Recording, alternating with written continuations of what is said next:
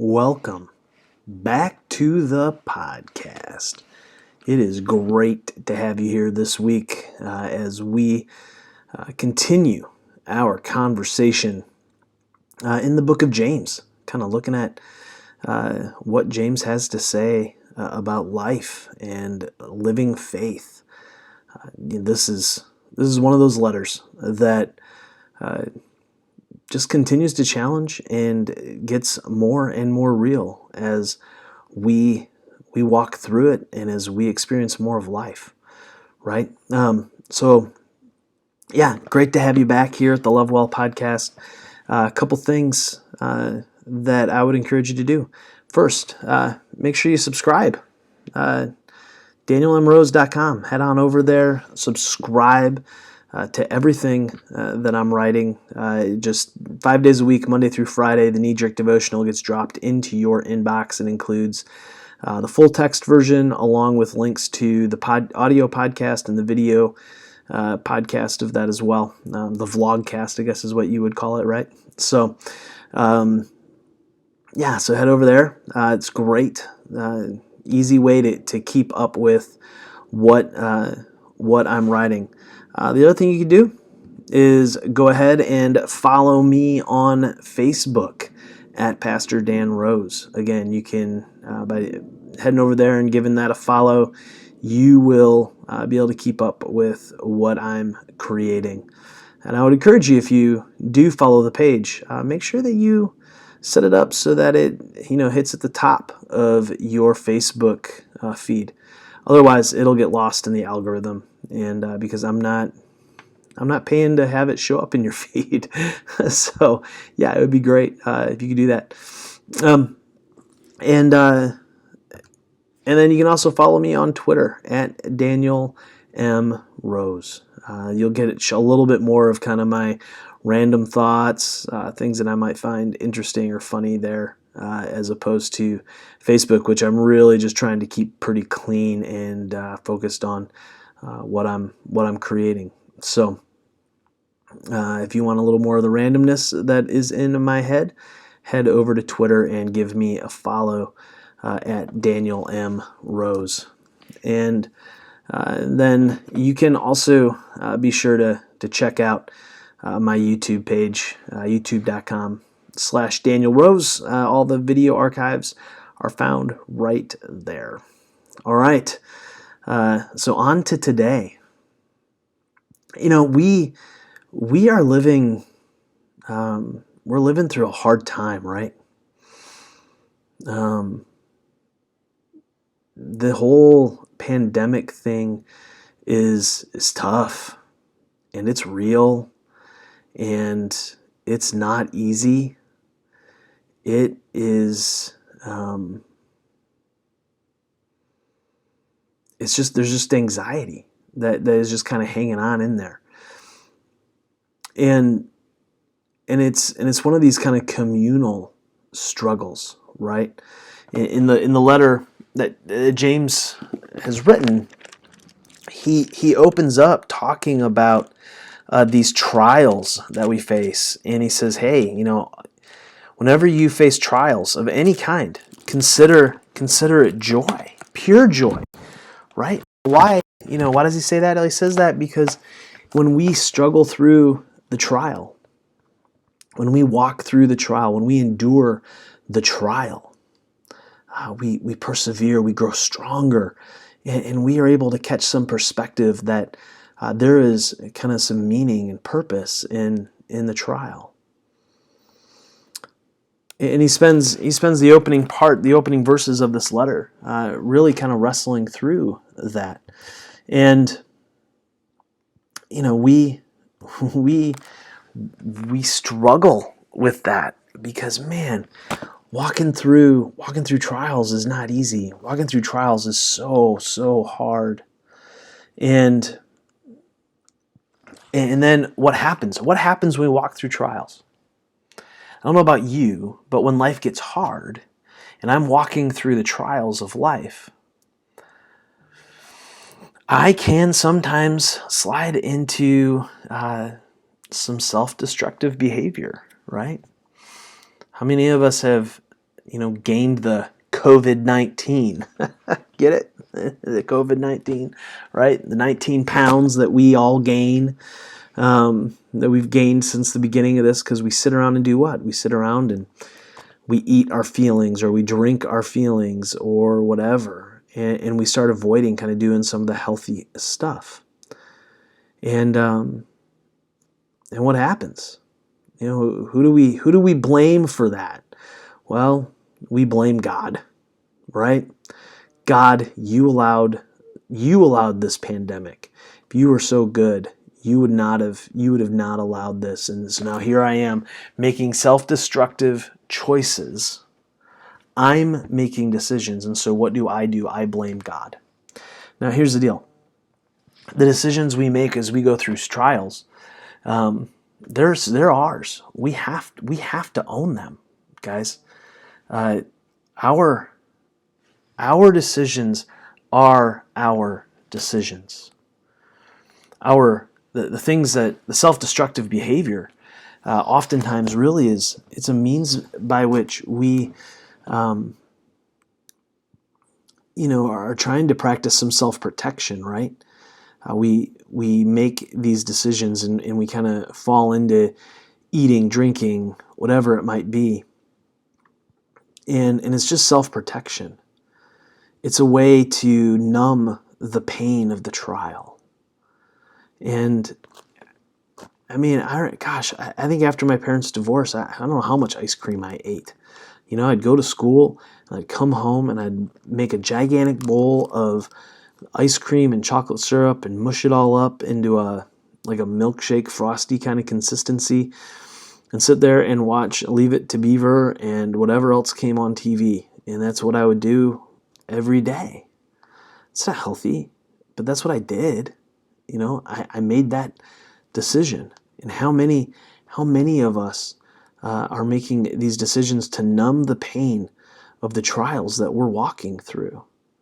We do it all the time.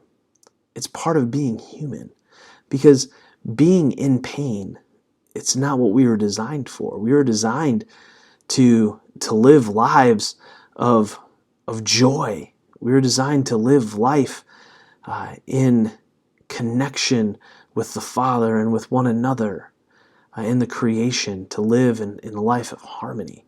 That's the life that we were meant to live. That's the life that we were called to live. That's how we are designed to experience the world. But we live in a sin-sick world, and we are sin-sick people. And so we need healing. We need healing. We need healing from ourselves, and this and the self-destructive behavior that we think is self-protection really comes back to bite us. When someone you start that process of enjoying a little dessert, and pretty soon the dessert gets bigger and bigger and bigger, and pretty soon the appetite for the dessert gets more and more and more. The endorphin rush becomes less and less the more often that we partake, right? Works that way with every addiction. Every self-destructive decision we make increases our appetite for more and more of it, because we need more and more of it to numb out whatever that pain is, whatever that struggle is that we are trying to bear up under. Now there's this passage here in James where he tries to help us see the truth. He doesn't want us to be deceived. He doesn't want us to be tricked into thinking that the temptation that comes in the midst of the trial is from God.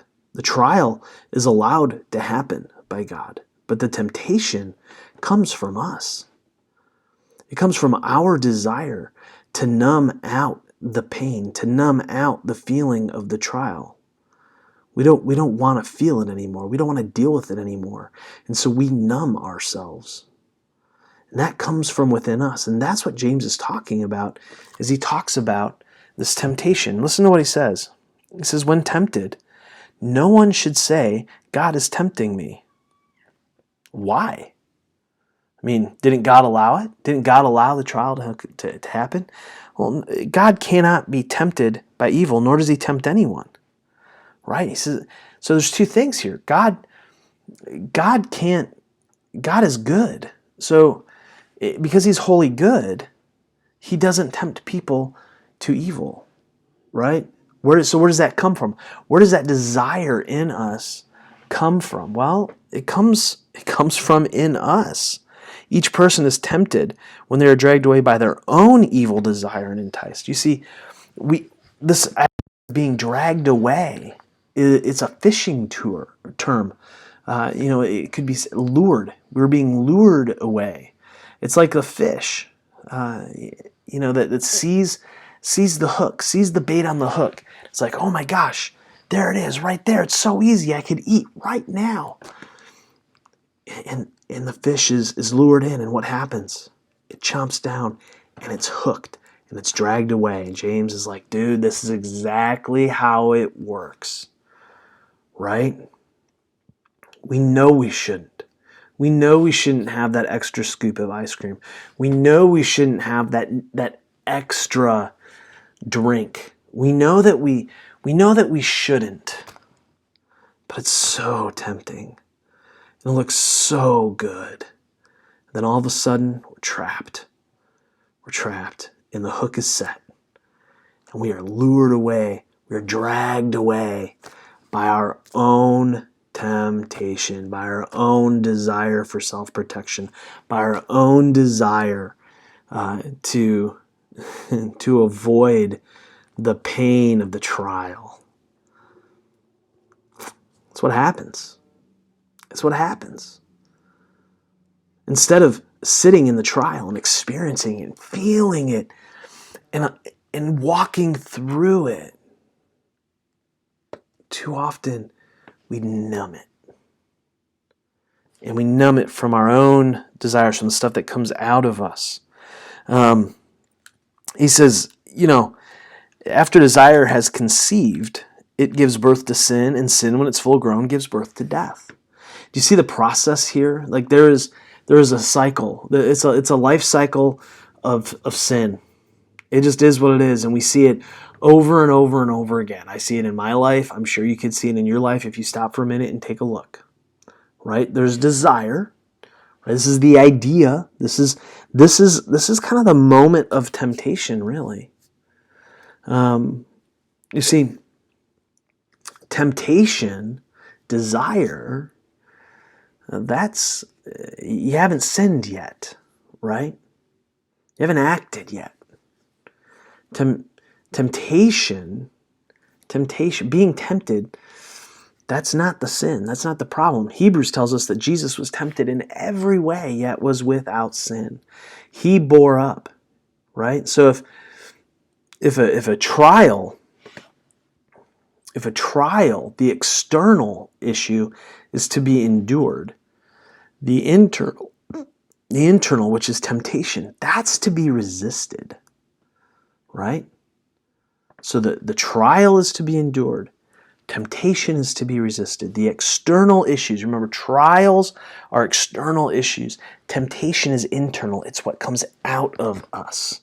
It's what's in us. That is to be resisted. We have to resist the temptation that comes before us, that desire. So what happens? So you have desire is ideated, it's conceived. Then birth happens, right? The action takes place. You start eating. You take the extra drink. You watch the 5th hour of Netflix, whatever it might be. And sin, when it is full grown, gives birth to death. Ultimately, if we don't change, if we don't at some point resist the temptation, it leads to death. I mean, think about it, right? You're addicted to smoking. What's going to happen? Eventually, it's going to lead to death. You're addicted to alcohol. It's going to lead to death. You're addicted to entertainment. It is going to lead to death. Maybe not always physical death, but certainly spiritual death. Certainly a death that it leads you into a life that you don't want to live, right? Like video games. Video games can be so addictive that our relationships die because all we do is play video games.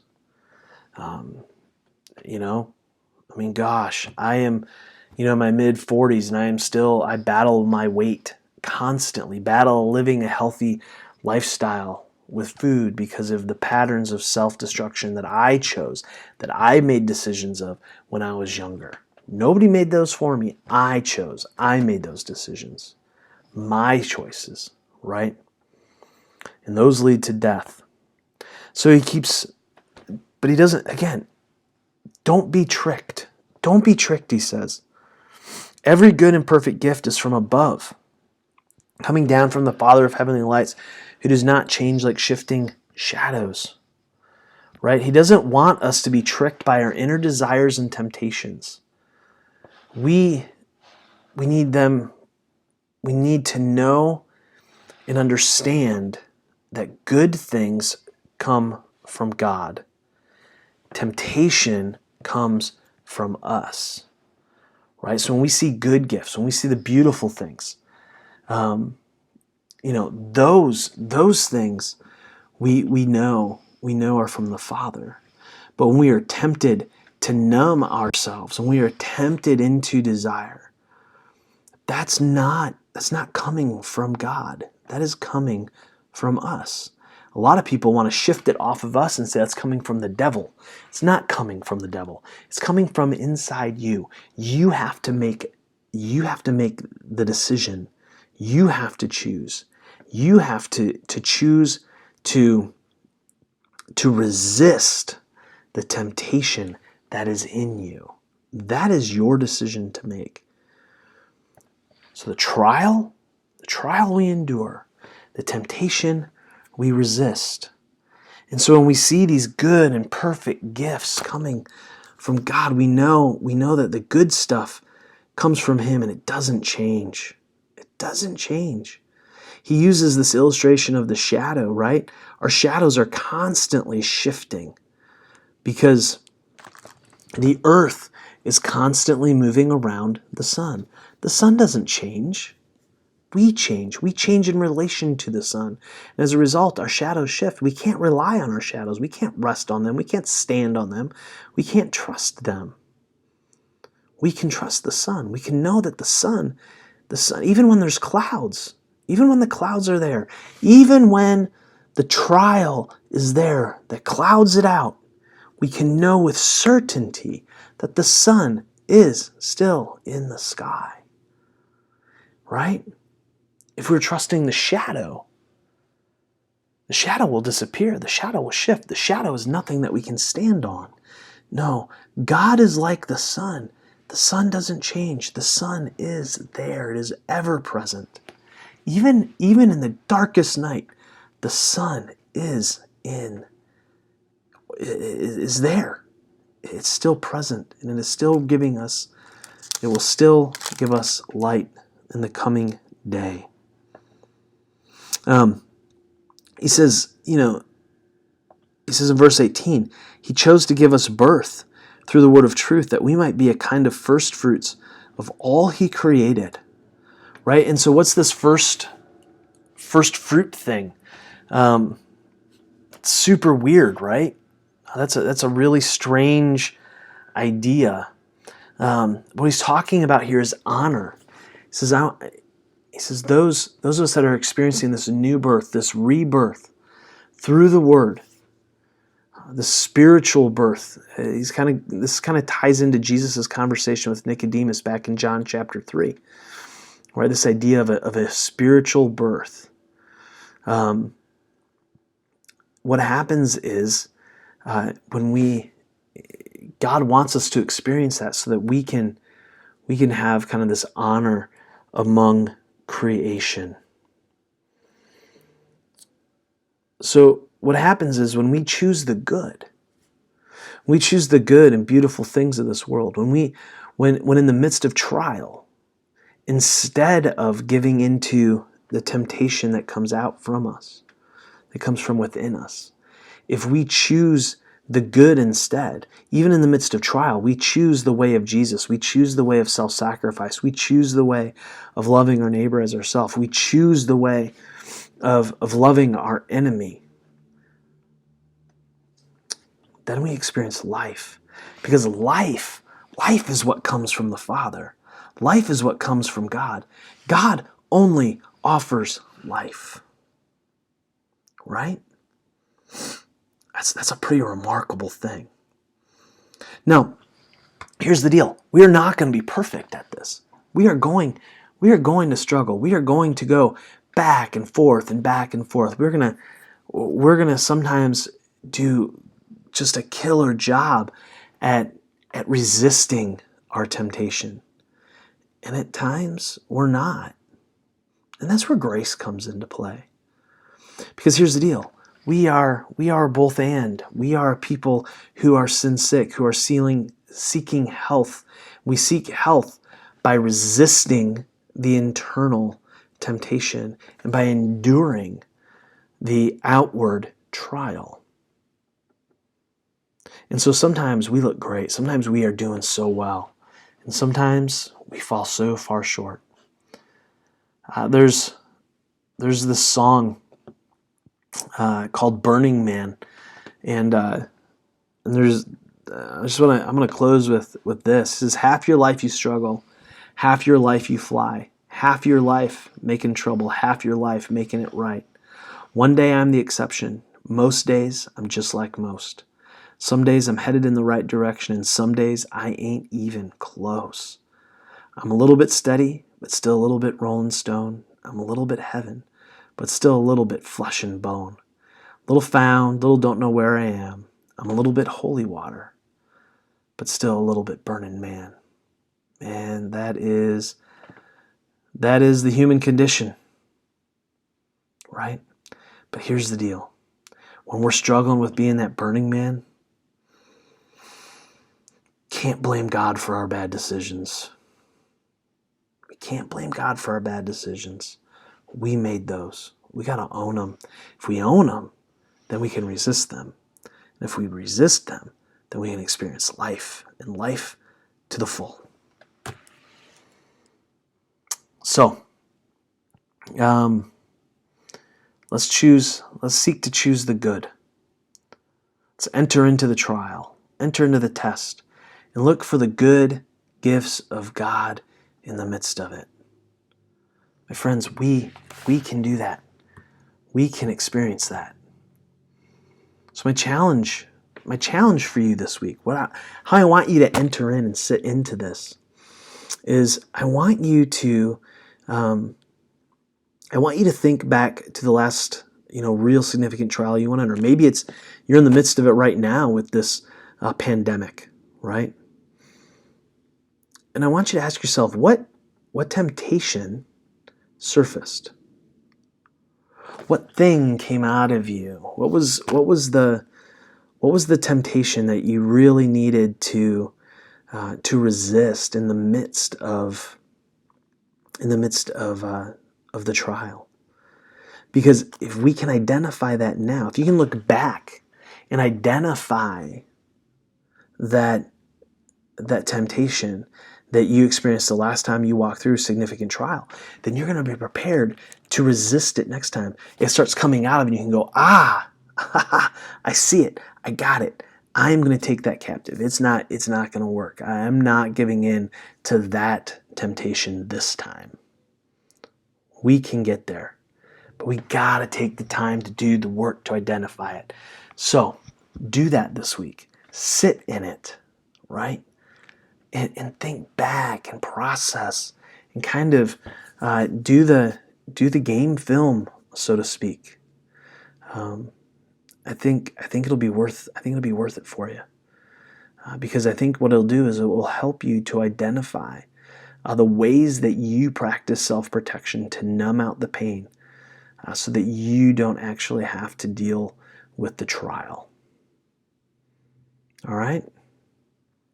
That's where we're going. So give it a shot. Take a look. Think about it. Process it. Again, I really would encourage you to check out some of this stuff. Maybe take a look back at youtube.com/Daniel Rose, catch up on previous messages in this series, in the letter to James. Give me a follow on Twitter. Let's continue the conversation there at Daniel M. Rose. Or follow me on Facebook at Pastor Dan Rose there. And, we can talk there as well. Or, easiest thing to do, make sure you subscribe. Get everything dropped right into your inbox Monday through Friday. My knee-jerk devotional is what's going out every day. You'll get an email every morning with the text version of the devotional, along with a link to the audio and the video. And that gets dropped into your inbox Monday through Friday. All right? So until next week, love well, my friends.